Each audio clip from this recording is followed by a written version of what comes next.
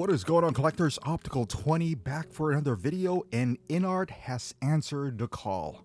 This is the first figure that I would say InArt just went toe to toe with Hot Toys in terms of like announcement.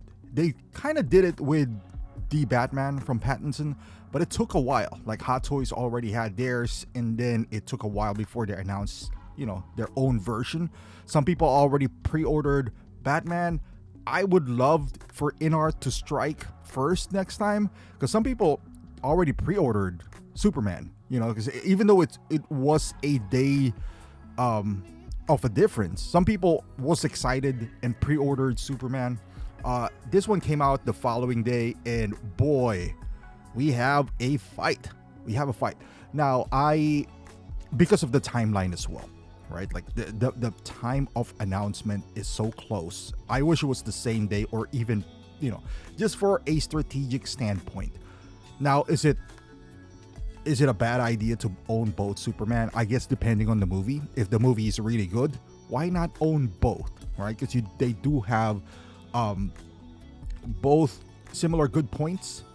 But at the end of the day, after owning several InArt figures now, I can confidently say that without a doubt, I feel like as a figure, this would be better than Hot Toys. Just eyeballing it, just from previous experiences, outside, I would say, of Joker, which Hot Toys has the benefit of retaliating, and that time frame that came by.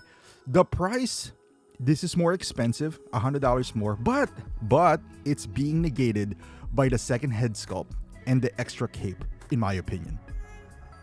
I like if the extra head sculpt, even though you might not use it a lot, the one where his eyes are closed, it's still a head sculpt. Like if you buy, and it's from InArt, if you buy a head sculpt, even a third party nowadays, it'll cost you $30-$40, and that's not a good one.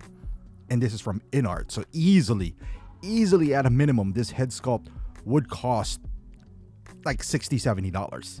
And then you add a cape, a drape cape, which is another $40-$50. So I'd happily pay that $100 extra to have those if Hot Toys had one, and if the head sculpt is as good as InArt. Objectively speaking, again, if you have the Cavill from the Henry Cavill Superman from both Hot Toys and InArt, you know which one is better. I mean, it's not even a question. Now, this is simultaneous, almost. The question is, when is this going to be released? There are rumors that the Hot Toys is ready to go. Like they're about to, because even on Sideshow, I think they said December and or March. That is pretty quick turnaround for a Superman. Now, with InArt, historically, they're around a year and a half, if not 2 years at some point. So can you wait that long? I can tell you, if you are a fan of this movie, for InArt at least, for the figures that I had, the wait is worth it, because the figures that they release are really good. There are several factors in here too, like pre-ordering InArt. Obviously, you cannot get it from Sideshow. It's not even a secret at this point. You're gonna have to go either Big Bad if you want something that's a little bit more secured. But historically, InArts outside of Legolas and Nazgul, they're more expensive. I don't know why. I don't know why they're so much expensive than if you import it from Hong Kong. The risk from Hong Kong is that, at least if you live in the United States, you never know when this tariff thing is gonna start hitting again. The shipping and all that stuff, because I think they have an agreement now, but that agreement would expire in 6 months or something like that. So, and this is not going to come out for a year and a half, maybe 2. So that's a little unknown as well. But with that being said, if you remove all of that, I mean, you got to take account to that. But if you're just looking at the figure and as itself, the head sculpt is phenomenal. Now, I don't know if it's spot on.